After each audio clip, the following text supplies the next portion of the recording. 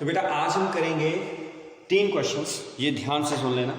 पहला क्वेश्चन क्या है, drive an expression for energy stored in a stretched wire and hence right the expression for potential energy per unit volume of the wire. I am repeating it again. Drive an expression for energy stored in a stretched wire and hence write the expression for potential energy per unit volume of the wire. Right? Second question is what is elastic fatigue? Elastic fatigue क्या होती है? Number 3, what is elastic after effect? What is elastic after effect? Right? तो 3 question हमने आज करने हैं, तो turn by turn हम करते जाएंगे। इन क्वेश्चंस को आपने इसका स्क्रीनशॉट ले लो ताकि आपको पता चल जाए, क्योंकि अब मैं इनको क्वेश्चंस को मिटा रहा हूँ। ठीक है, सबसे पहले हम करेंगे drive an expression for energy stored in a stretched wire and hence right the expression for potential energy per unit volume of the wire. Right, clear? तो ये हम एक्सप्रेशन करेंगे, स्क्रीनशॉट ले लिया सभी ने? ओके, तो अब हम एक्सप्रेशन करेंगे, उसके बाद फिर इलास्टिक फटीग, फिर इलास्टिक आफ्टर इफेक्ट क्या होता है, ध्यान से सुनना, इंटरेस्टिंग टॉपिक्स हैं। राइट, तो सबसे पहले है हमारे पास expression for energy store. Consider a wire of length L, consider a wire of length L, right, and area of cross section A, area of cross section that is A, right? Length L, area cross section A. Let F be the force applied to the stretch wire. F क्या है? Force applied, जो force applied है that is F. अब आपने wire को stretch किया तो force तो लगी ही लगेगी। जब आपने वायर को स्ट्रेच किया तो वायर किसी न किसी लेंथ से स्ट्रेच होगी, right? Let wire is stretched to a length L, right? जो वो स्ट्रेच हो रही है, stretch to length L, जो वायर हमने जिसके ऊपर फोर्स लगाई है वो स्ट्रेच कितनी हुई? To a length L। अब मैं इसको डायग्राम बना रहा हूं यहां पर। ये हमारे पास रिजिड सपोर्ट है कोई ना कोई, यहां पर एक वायर है हमारे पास। मैं वायर थोड़ी सी बड़ी बना रहा हूं ताकि आपको दिखाई दे। ये हमारे पास वायर है, राइट, और इस वायर की जो लेंथ है दैट इज L। अब जब आपने इसके ऊपर फोर्स लगाई तो वायर स्ट्रेच होगी, वायर यहां पर पहुंच गई, राइट? क्या लगाई आपने इसके ऊपर? स्ट्रेचिंग फोर्स लगाई, तो इसकी लेंथ जो है वो कितनी बन गई? L plus L। इसका मतलब क्या हुआ कि ये जो आपकी लेंथ है ये कितनी बन गई? That is L, right? Clear? तो वायर को आपने स्ट्रेच कर दिया, आपने उसके ऊपर फोर्स लगाई तो वायर क्या होगी? स्ट्रेच होगी। क्वेश्चन समझ आ गया? हमारे पास एक वायर है, consider a wire of length L of area cross section A। जब आपने इसके ऊपर फोर्स लगाई, स्ट्रेचिंग फोर्स लगाई, तो वायर स्ट्रेच हो गई, तो उसकी लेंथ बढ़ गई, कितनी? L बढ़ गई, तो इसकी लेंथ कितनी बन गई? L plus L। इतनी बात क्लियर होगी? नाउ ये बात क्लियर सभी को? अब लॉन्गिट्यूडिनल स्ट्रेन, लॉन्गिट्यूडिनल स्ट्रेन सभी ने पढ़ा हुआ है।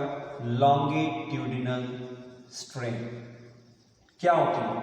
लॉन्गिट्यूडिनल स्ट्रेन क्या होती है? Change in length over original length. Change in length कितनी हुई? L। ओरिजिनल लेंथ कितनी हुई? L। ये चेंज हुई, तो दिस इज लॉन्गिट्यूडिनल स्ट्रेन।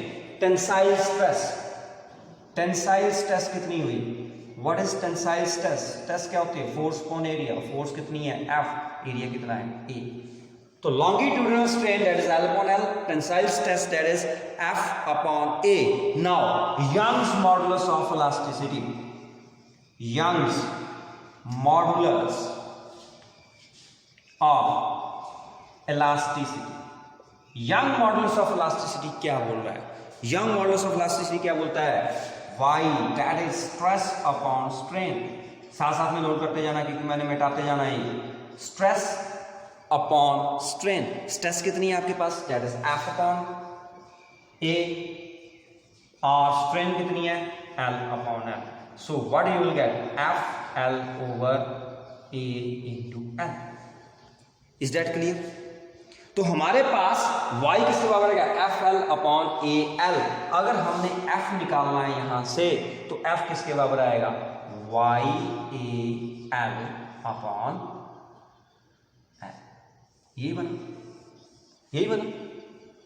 तो अगर हमने फोर्स निकालनी है तो हमारे पास Y A L upon L आ गई, राइट। तो वाई क्या है यहाँ पर, that is Young's modulus of elasticity. Okay, clear. चलें आगे। Now if the wire is stretched to a length D L, मैंने क्या बोला कि वायर स्ट्रेच एल से होगी, तो हमने क्या करना है, फिजिक्स में ये नोट कर लिया आपने, स्क्रीनशॉट ले लो। डन। हम क्या करते हैं बेटा, हम फिजिक्स में स्मॉल स्केल के ऊपर काम करते हैं, फिर उसको लार्ज स्केल में कन्वर्ट कर देते हैं, right. Now let the wire is stretched, STRETCH, let the wire is stretched, कितनी स्ट्रेच किया आपने, stretch through a length DL, through a length DL, आपने वायर को स्ट्रेच किया through a length DL, clear. Then the work done is given by, then the work done is given by, तो work done कितना होगा, आपको पता है कि वर्क डन क्या होगा, आपने फोर्स नीचे की तरफ लगाई, राइट, फोर्स नीचे की तरफ लगाई है, तो वर्क डन क्या होता है, F डॉट dx, तो कितना करा, F डॉट dl, जिस तरफ को फोर्स है उसी तरफ को वो जा रही है, तो क्या बन गया, F dl cos 0, cos 0 क्या होता है 1, सो क्या बन गया F dl, ये F की वैल्यू यहां पर पुट कर दो, you will gate dw। Now dw that is equal to YAL over L into dl, यही आ गया क्योंकि हमने F की वैल्यू पुट कर दी, क्लियर।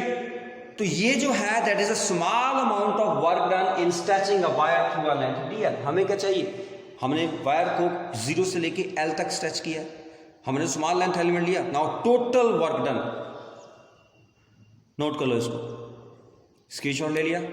चले अब total work done, now total work done to stretch the wire, total work done to stretch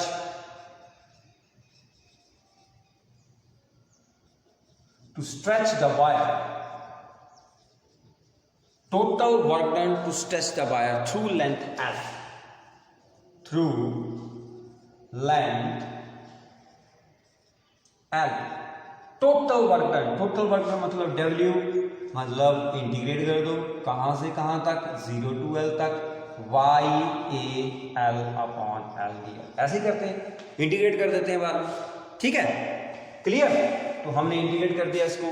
अब इसमें देखो W आपके पास कितना आ गया, Y बाहर आ जाएगा, young modulus of elasticity, A बाहर आ जाएगा, L बाहर आ जाएगा, अंदर क्या रहेगा LDL, ठीक है, क्योंकि D के साथ स्मॉल l लगा हुआ है तो बाकी सारे कांस्टेंट हैं तो वो बाहर आ जाएंगे इंटीग्रेशन से।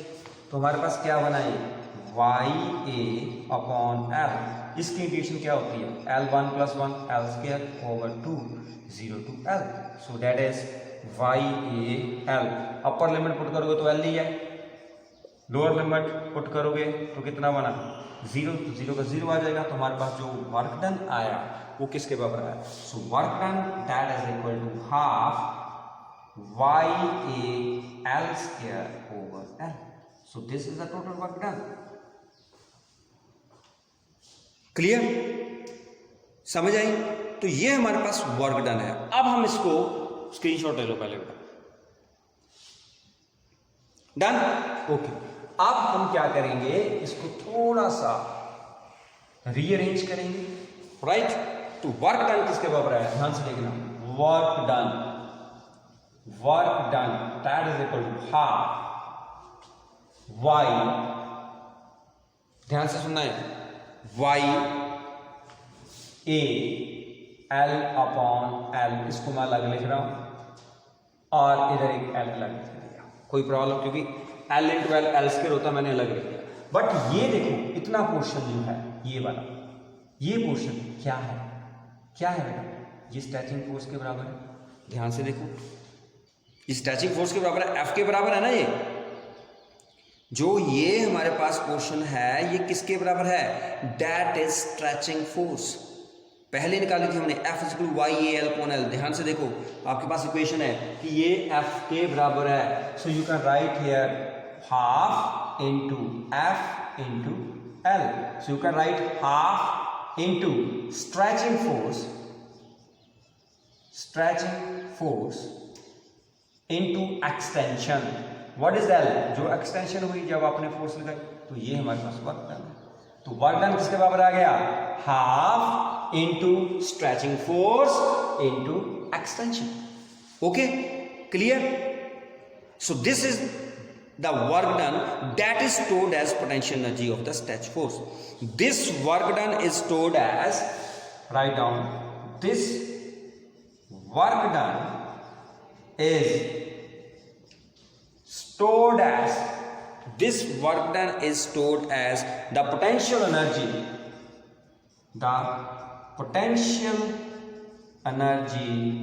of the stretched,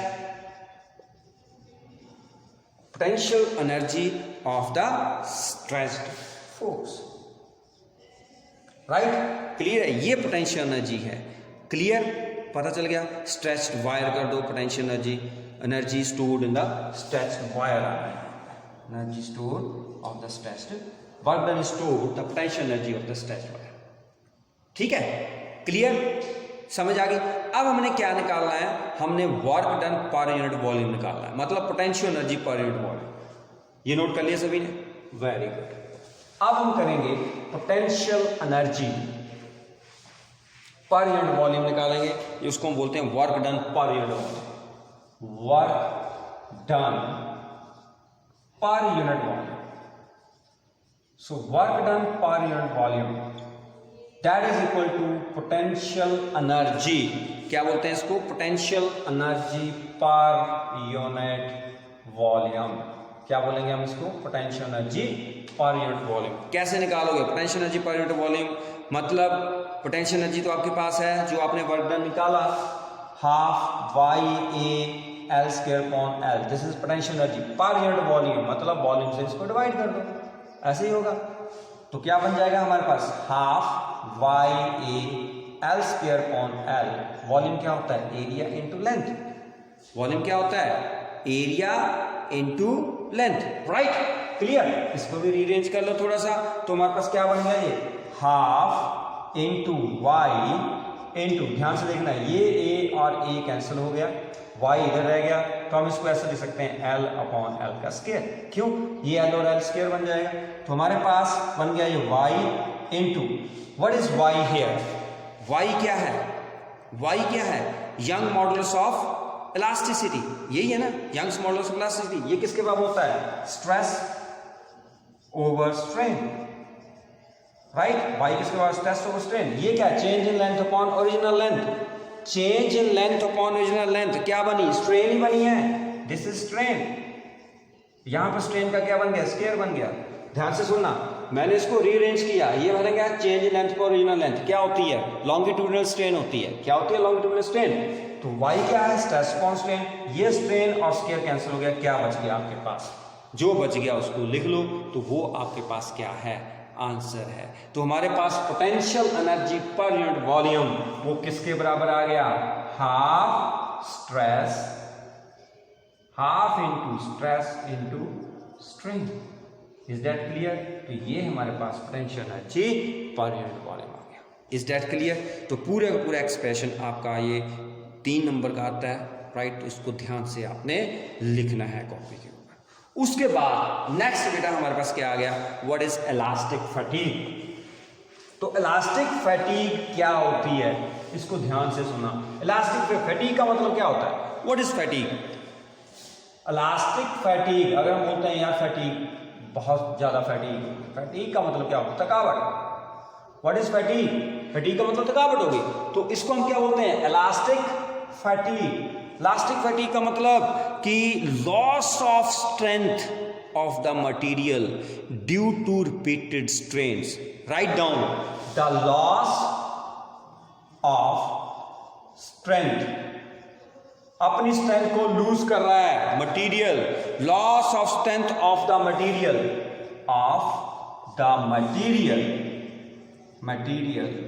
due to the loss of strength of the material, due to repeated strains on the material, due to repeated strains, due to repeated strains on the material, due to repeated strains on the material is called क्या बोलते हैं, elastic fatigue. Is that clear? क्या बोलते हैं हम इसको, elastic. The loss of strength of the material due to repeated strains on the material, that is called elastic fatigue, right? That is why bridges are declared unsafe after a long use, right? जो bridges हैं वो declare होते हैं unsafe. जैसे हम बोलते हैं कि जो नंगल वाला ब्रिज है वो अनसेफ हो गया, उसकी जगह दूसरा बनाएंगे. क्यों? क्योंकि उसके ऊपर ट्रक जा रहा है, ट्रैक्टर जा रहा है, बसेस जा रही हैं, राइट, बड़े बड़े ट्रॉलीज जा रही हैं, तो उसके ऊपर रिपीटेड क्या लगती है, स्ट्रेन लगती रहती है, स्ट्रेन लगती रहती है, राइट. तो एक टाइम ऐसा आता है कि रिपीटेड स्ट्रेन के कारण वो ब्रिज जो है उसका जो मटेरियल है वो अपनी स्ट्रेंथ को क्या कर देता है, लूज कर देता है. स्ट्रेंथ लूज कर देगा तो इसका मतलब वो वीक हो गया तो कभी भी टूट सकता है. This is known as elastic fatigue. The loss of strength of the material due to repeated strain on the material is called elastic fatigue. अब आप इसकी सिंपल एग्जांपल देख सकते हो. आपके पास कोई वायर है, राइट. अब वायर देखते हो, वायर को आप ऐसे लाओगे नहीं. अब वायर को बार बार उसको हिलाते जाओ, एक टाइम में आगे टूट जाएगी कि नहीं? क्यों? क्योंकि आप उसके ऊपर रिपीटेड स्ट्रेस और स्ट्रेन लगा रहे हैं, राइट. रिपीटेड स्ट्रेन लगा रहे हैं. रिपीटेड स्ट्रेन से क्या होगा, उसने अपनी स्ट्रेंथ को लूज कर देना है. स्ट्रेंथ को लूज कर दिया मतलब उसमें इलास्टिक फटीग आ गई, थकान आ गई और वो टूट गई.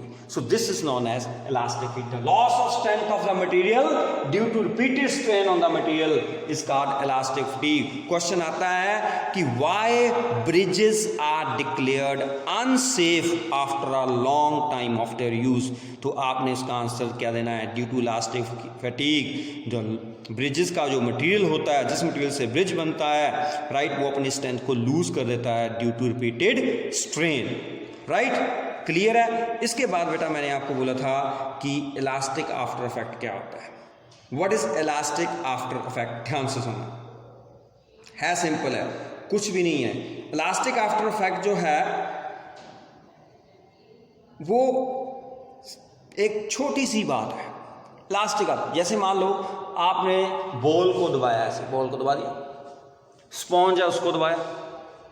आपके पास क्या है, एक रबर बैंड है, आपने उसको खींचा फिर छोड़ दिया. तो इलास्टिक आफ्टर इफेक्ट क्या है? Delay in regaining the original configuration. इसकी डेफिनेशन मैं यहां पर लिख रहा हूं, the delay in the regaining. Elastic after effect, elastic after effect है क्या? What is elastic after effect?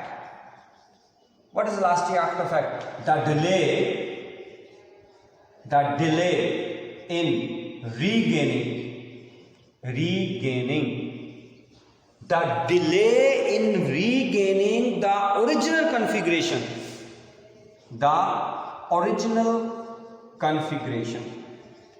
the delay in regaining the original configuration by the bodies. ध्यान से सुन लेना, by the bodies on the removal of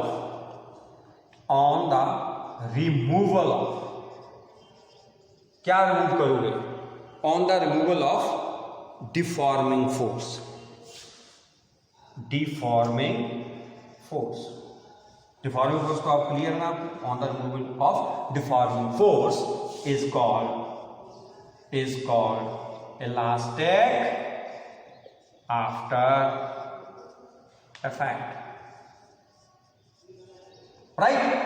मैंने क्या बोला कि आप किसी भी बॉडी को, जैसे आपने क्या किया, एक आपके पास रबर बैंड है, आपने रबर बैंड को खींचा फिर छोड़ दिया, वो एकदम से अपनी ओरिजिनल पोजीशन को आपको लगता है कि रीगेन कर ला, लेकिन थोड़ी बार देखना फिर वो जो है रबर बैंड थोड़ा सा फिर अंदर की तरफ जाएगा, फिर ऐसे जाएगा, फिर ऐसे जाएगा, राइट. मतलब वो अपनी ओरिजिनल कॉन्फ़िगरेशन को रीगेन करने के लिए थोड़ा सा टाइम जो है वो लेता है, राइट.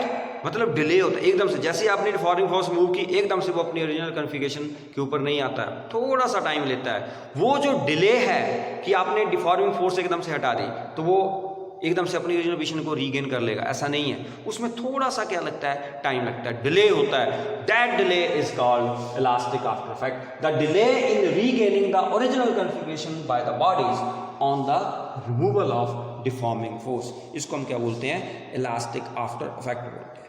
ठीक है, एक क्वेश्चन आता है, ध्यान से सुनना, कि जो सस्पेंशंस होती हैं इन गैल्वेनोमीटर एंड इलेक्ट्रोमीटर्स, क्वेश्चन ध्यान से सुनना, suspensions in galvanometer and electrometer, suspensions in galvanometer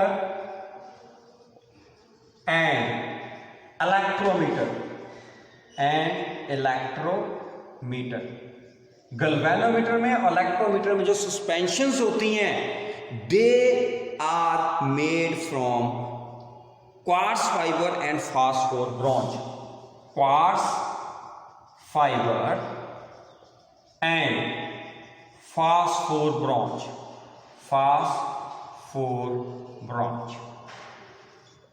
right. जो सस्पेंशंस होती हैं गैल्वेनोमीटर में और इलेक्ट्रोमीटर में, वो किससे बनी होती हैं, या तो क्वार्ट्ज फाइबर से या फास्फोर ब्रॉन्ज से, ये मटेरियल होते हैं। क्यों, इनसे क्यों बनाई जाती है, क्योंकि इनका जो इलास्टिक आफ्टर इफेक्ट है, इलास्टिक आफ्टर, क्या लिख दिया मैंने, इलास्टिक आफ्टर इफेक्ट, जो इलास्टिक आफ्टर इफेक्ट है इन दोनों के लिए, that is negligibly small, negligibly small मतलब बहुत स्मॉल, बहुत ही स्मॉल है, नेग्लिजिबली स्मॉल। ठीक है, क्वेश्चन आता है, बहुत इंपॉर्टेंट है ये, बहुत इंपॉर्टेंट क्वेश्चन है कि हम जो सस्पेंशंस हैं गैल्वेनोमीटर में और इलेक्ट्रोमीटर में, वो क्वार्ट्ज फाइबर या फास्फोर ब्रॉन्ज से हम क्यों लेते हैं, क्यों, क्योंकि इनके लिए जो इलास्टिक आफ्टर इफेक्ट है that is negligibly small. Clear है। एक ग्लास फाइबर होता है, राइट, जो ग्लास फाइबर होता है ना, उसमें इलास्टिक आफ्टर इफेक्ट बहुत ज्यादा लार्ज होता है। क्या बोला मैं, ग्लास फाइबर, ये तो क्वार्ट्ज फाइबर की बात कर रहा हूं, ग्लास फाइबर है, FIBR, इसमें जो इलास्टिक आफ्टर इफेक्ट है दैट इज वेरी लार्ज। इसका मतलब ये अपनी ओरिजिनल पोजीशन को रीगेन करने के लिए बहुत टाइम लेता है। क्लियर है, it takes hours to return to original state on the removal of deforming force, मतलब आवर्स ले लेता है ये अपने ओरिजिनल पोजीशन को रीगेन करने के लिए। मतलब हमने इसको, अगर ग्लास फाइबर है ना, हमने इसको ऐसे किया, उसके ऊपर फोर्स लगाई, फिर फोर्स छोड़ दी, तो अपनी ओरिजिनल पोजीशन को रीगेन करने के लिए वो घंटों ले लेता है। It takes hours to come to its original position after the removal of deforming force, right. तो ग्लास फाइबर में बहुत ज्यादा होती है, इलास्टिक आफ्टर इफेक्ट बहुत ज्यादा होता है। क्वार्ट्ज फाइबर में और फास्फोर ब्रॉन्ज फाइबर में इलास्टिक आफ्टर इफेक्ट जो है that is negligibly small. That's why we use quartz fiber and phosphorus bronze suspensions in galvanometer and electrometer। Clear है। तो क्वेश्चंस मैंने आपको, देखो 2-3 क्वेश्चंस मैंने बता दिए, ब्रिजेस वाला आपको बता दिया, ठीक है, क्लियर है। तो कल मैं आपको इसको कंबाइन करके चैप्टर को हम इसको ख़त्म कर देंगे, ठीक है। On only 1 lecture is left of this chapter. तो मैकेनिकल प्रॉपर्टी ऑफ सॉलिड्स का जो फर्स्ट पार्ट है वो हमारा ख़त्म हो जाएगा, मतलब जो मैकेनिकल प्रॉपर्टीज़ हैं उसका फर्स्ट पार्ट ख़त्म, फिर हम करेंगे mechanical properties of fluids, right. Till then good bye बेटा, ओके देन।